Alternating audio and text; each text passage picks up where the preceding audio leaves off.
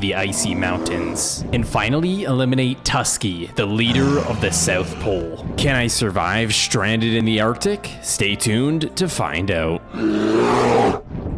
Do you want to fight the custom bosses you see in our videos? Consider subscribing to our Patreon. For only $5 a month, you'll have full access to our exclusive maps and private SMP server, which features our custom bosses and much more. Check it out, it's linked in the description below.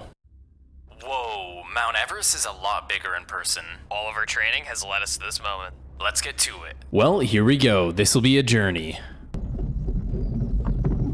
Do you hear that? Avalanche, run! No, no, no, no, no,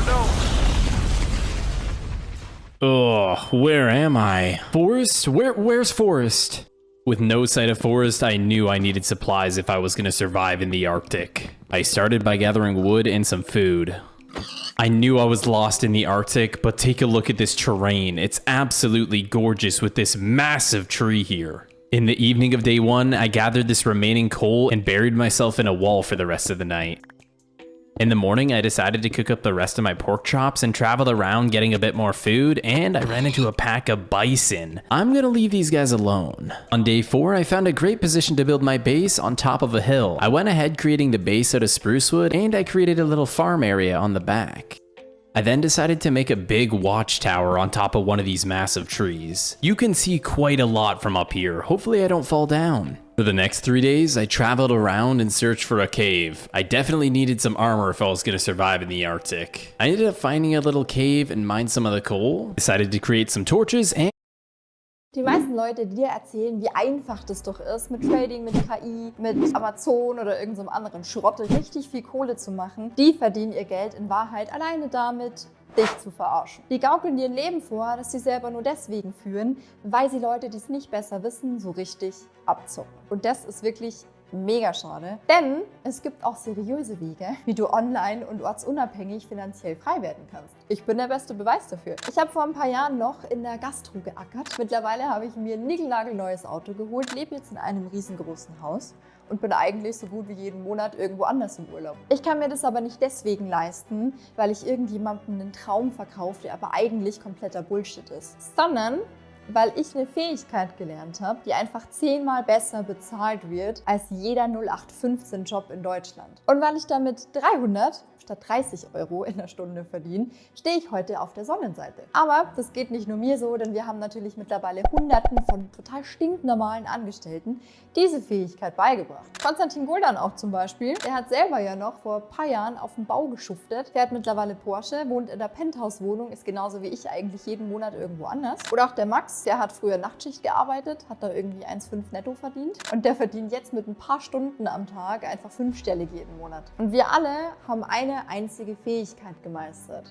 Das Hochpreis-Closing. Das ist ein Job, den es faktisch so erst seit ein paar Jahren gibt, deswegen kann man das auch nicht an der Uni oder so lernen. Hochpreiscloser werden ganz grundsätzlich von Unternehmen dafür bezahlt, deren Bildungs- und Beratungsangebote zu verkaufen. An Menschen, die sich darüber gerade schon informieren. Und von jedem Verkauf, den du machst, kriegst du dann eine Provision. Passiert alles digital oder am Telefon und deswegen kann man es wirklich super easy überall aus der Welt machen. Du musst also nur gut darin werden, Menschen, die sich eh schon für ein Angebot interessieren, davon zu überzeugen. Jetzt versteh mich bitte nicht falsch, das ist genauso harte Arbeit wie jeder andere Job auch.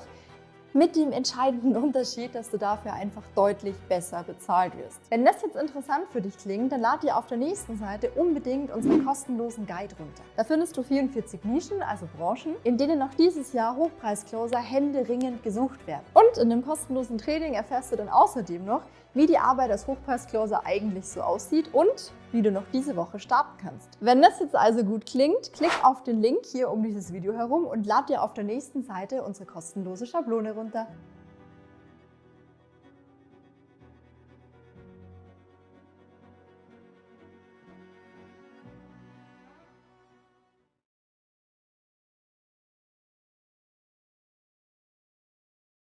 Wie wäre es, wenn du morgen finanziell durch bist, nie wieder arbeiten müsstest, in Freiheit lebst und in einen unendlichen Urlaub voller Freiheit gehst und nie wieder einen Finger krümmen müsstest? Du unabhängig wärst von create some torches and headed right into this dark, mysterious cave. I started out by mining some iron and got a little bit more coal. Once smelting down the iron, I made a chestplate and an axe. Then I heard something.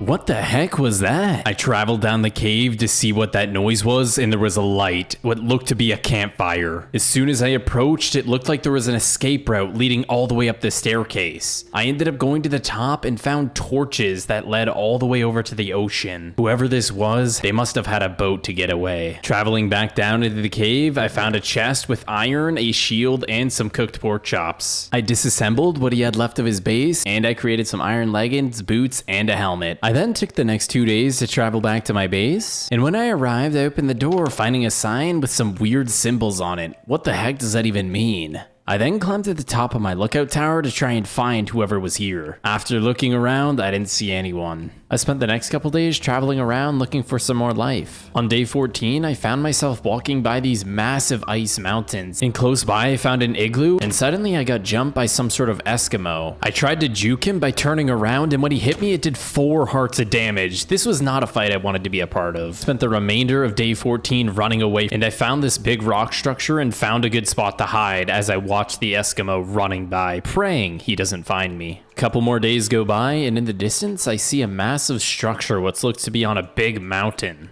Why is this mountain filled with netherrack and nether brick? What's going on? Once I got to the top, it all made sense. It was some sort of massive nether volcano. What was this doing in the overworld? Before heading into the cabin, I had to eliminate this blaze. Once entering the cabin, I eliminated one more blaze and then harvested all the materials from the interior. For the remainder of the night, I eliminated the magma cubes and blazes. And while I was traveling back to my base, I had to walk past the Eskimo, and I saw him in the distance fishing. So I did what anyone would do. I went under the water as he walked by me. I waited for him to walk into his house, and then I surfaced and ran right by him. That was a little bit sketchy. And on day 22, I finally returned to my base and deposited the rest of my loot. My next objective was to gather the essential supplies that I'm gonna need to craft a stage 1 igloo. I combined snowballs to make snow blocks, and afterwards it creates packed snow. And then I put the packed snow in a circular shape with a torch, and it creates a level 1 ice hut. As you can see, I threw out the ice hut and it started building and formed my stage 1 ice hut. As you can see, it's a pretty cute little base, and it even has some sugarcane on the side. I continued for the next couple of days, gathering all of my supplies and moving them all the way to my ice hut. After moving all of my stuff, for the rest of the day, I created a farm. I needed a consistent food source. As you can see, I finished it up and even added some sugarcane at the front. I went out exploring for the next few days, and I found a pack of mammoths. It looked like they were just jumping around in the water until one of them randomly died. As I was watching from the distance, a mammoth charged at me, so I got the heck out of there. On day 31, I was roaming around and I saw this wall, and it looked very unusual. It was just a big layer of cobblestone, and when I walked up to it, it was an entrance. As soon as I entered, I got approached by polar bears, and they immediately started jumping on me. Holding up my shield prevented me from taking a lot of damage, and I was able to eliminate one of the polar bears, and with just another hit, I killed the other one. It seems like these polar bears tend to hibernate in caves. We should be more careful when entering caves from this point on. Anyways, I secured the rest of the area, and it looked like this place had been abandoned. For the next few days, I traveled all the way back to my base, arriving on day 36. I dedicated the next 5 days to caving, and I was walking by all these crazy looking trees. I made my way to the depths of the cave and started mining as many diamonds as I could possibly find. Over the course of the 5 days, I found 20 diamonds, and it took me 3 days to return back to base. I crafted a diamond helmet, leggings, pickaxe, and axe. For the next couple of days, I gathered all essential supplies needed for crafting our stage 2 ice house. I used iron ingots and a crafting table to make a giant crafting table. I then combined packed snow with water buckets to make packed ice, and then I crafted up the stage 2 ice house.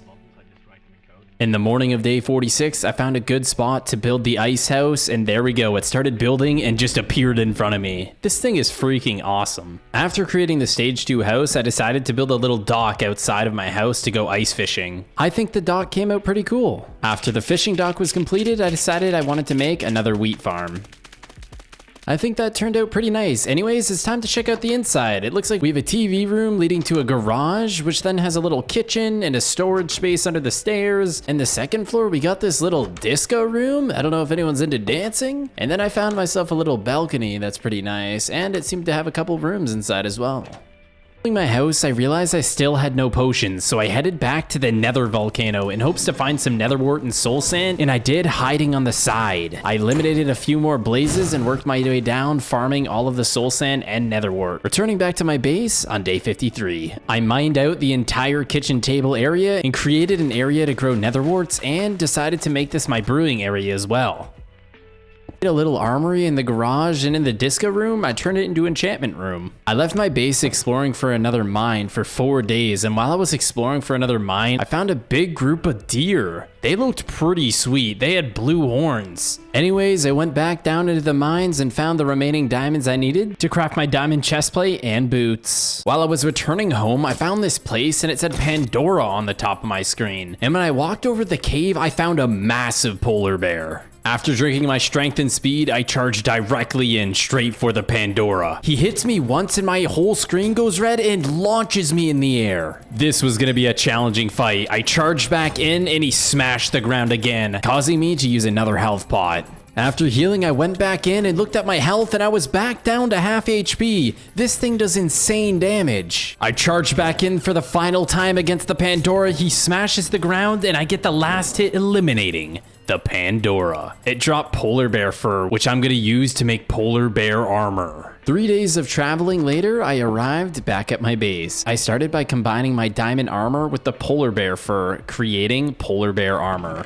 I also combined a diamond sword to create a polar bear blade. Then I went up to the disco room and fully enchanted all of my armor and blade. As you can see, this polar bear armor and blade looks freaking insane. I spent the next 4 days, traveling to this Eskimo's house. You remember earlier he tried to kill me? Well, it was time to get my revenge. I went ahead and into his chest, stole his saddle, and the rest of his loot. As I walked outside of the igloo, I looked both ways and got jumped, doing 4 hearts of damage in 1 hit. What kind of weapon is that? It does insane damage. Already going through 3 of my health pots, I block his hit and get a couple good hits in on him. It seemed like every time he was hitting me, I was losing nearly half of my health. I blocked another one of his hits, and after that, I got a couple good swings and eliminated the Eskimo. It took me a few days to travel back to base. Once I was back home, I decided to spend the next couple of days gathering enough supplies to create my stage 3 ice mansion. After gathering my packed snow, I made some more packed ice and decided to start creating my stage 3 ice mansion. And just like that, with 2 diamonds on the bottom, I created the ice mansion. Wasn't sure how big this was gonna be, so I went pretty far away and threw it. And suddenly my screen froze and a massive mansion appeared. This thing is ridiculous. Drop a like on the video if you're enjoying so far. Well, as anyone would, I wanted to see what this mansion had to offer, and I walked in and this place was freaking huge. Look at this, we even have a balcony overlooking our other base. Also went ahead and created another wheat farm here and moved my netherwort farm onto the balcony. I have a little chest area here for all my loot and created another wheat farm. For the next few days, I put torches all around the mansion and created new potions. 6 days of traveling through the Arctic, and I finally found a sign of life, a massive lighthouse. When I got closer, text on my screen came up that said Tusky. I had no idea what that meant. As I got closer to the White House, I realized it was a massive walrus boss, and after drinking my potions, it started spitting slimes at me.